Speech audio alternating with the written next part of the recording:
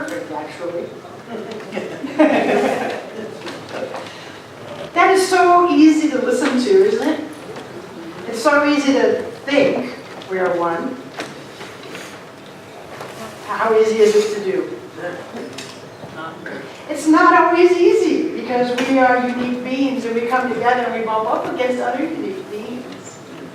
But the more we take that in, the easier it gets.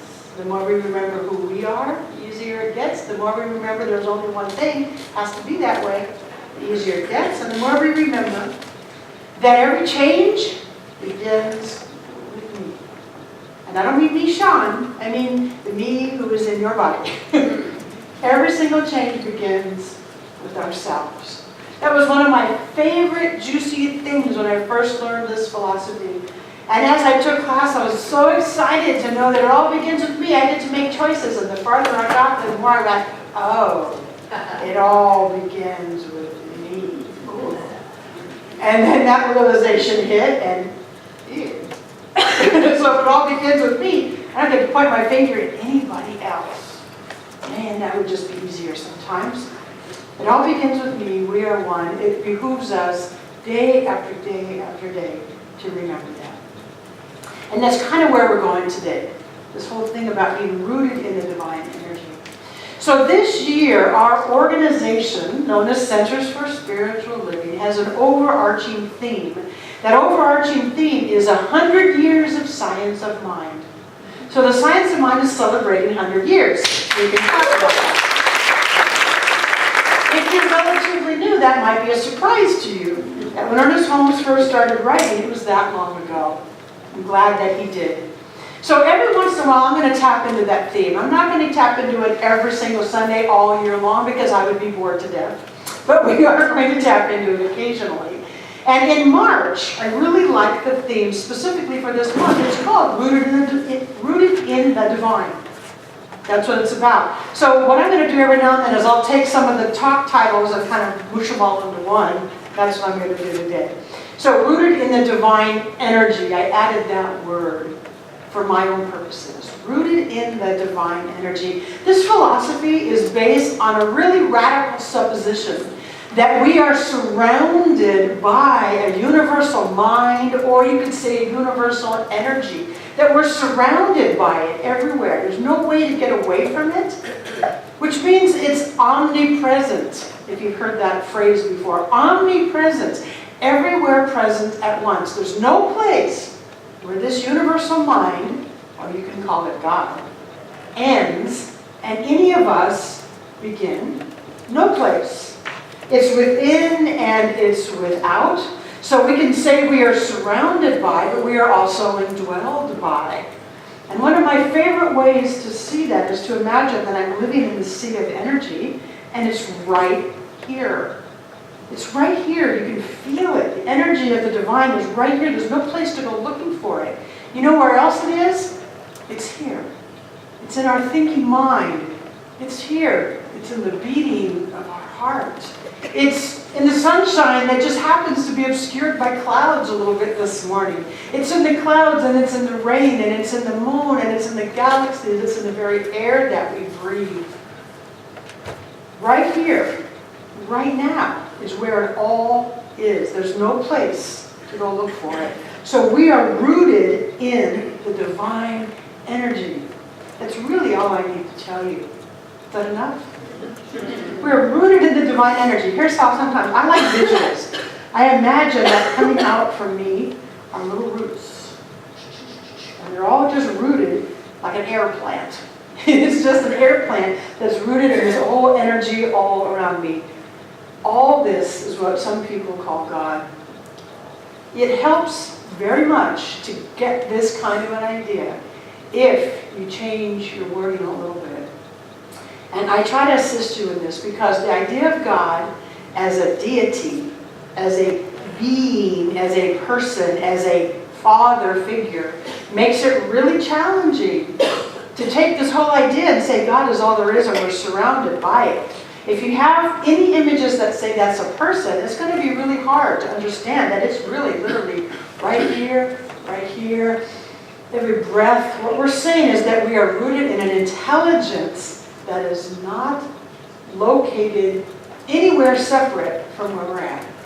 So the old ideas of God are very limiting to us, and the idea of God as energy, which is very freeing, but it's also very expansive. And for some of you, I know you'd rather say that anyway, so I got to touch both sides of it. For those of you who already like the word energy, you feel me already. For those of you who this is kind of a new idea, think about that. Where else would this energy be, except right where you are? So it's within and it's without. When I first learned this philosophy, they always talked about, oh, the God is inside you, the God is inside you. But it's really more than that, isn't it? Because it's inside you. And so where is it? It's that song we sang. There's only one of us. Well, we didn't sing it, did we? We spoke it. It's that song we spoke. There's only one of us. In your eyes, it's me I see. There's only one of us.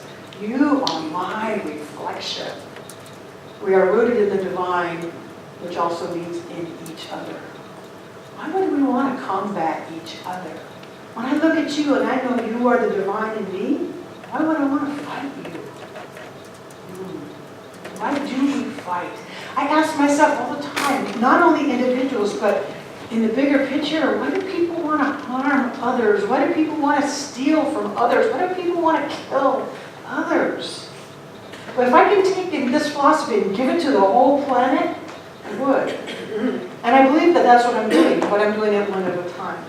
And that's why I love our vision. It's about a world that works for everyone. So that we know we are so rooted in the divine that there's nothing in us that would want to harm or fight another person. Because that person is God too. Not a person, see? That's why we got to get beyond that whole idea. But the energy is in every single one of you. Anytime I'm feeling irritated or annoyed, that's the vision I have to go to. I might be agitated, but the person I'm agitated about is just as much part of the divine energy as I am. Why would I want to fight that? It also requires that we know how much of the divine energy we are.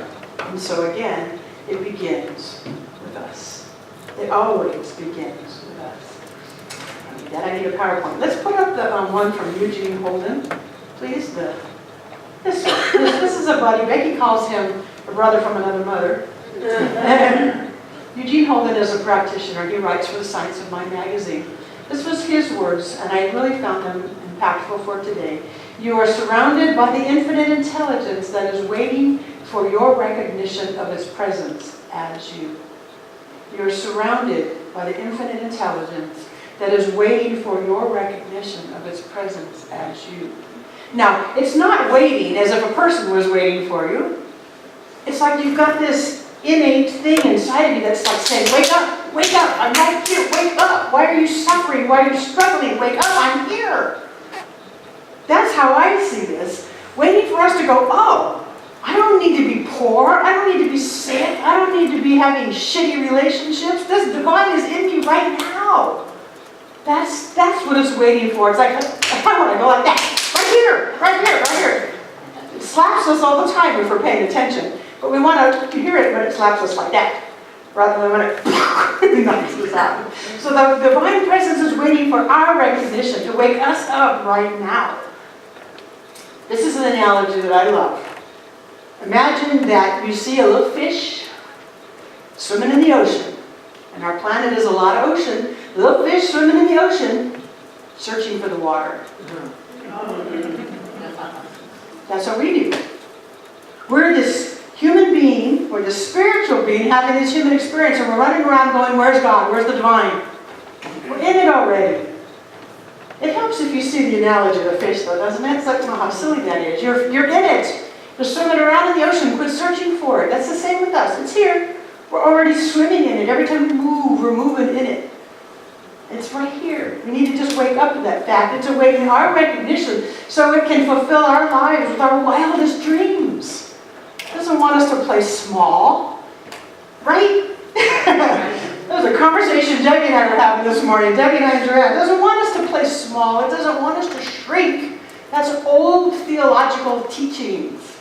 It wants to express. It's waiting for us to go, oh, this is who I am. I'm a divine being. These are my unique gifts to give to the world. And give them, or else they're not expressed.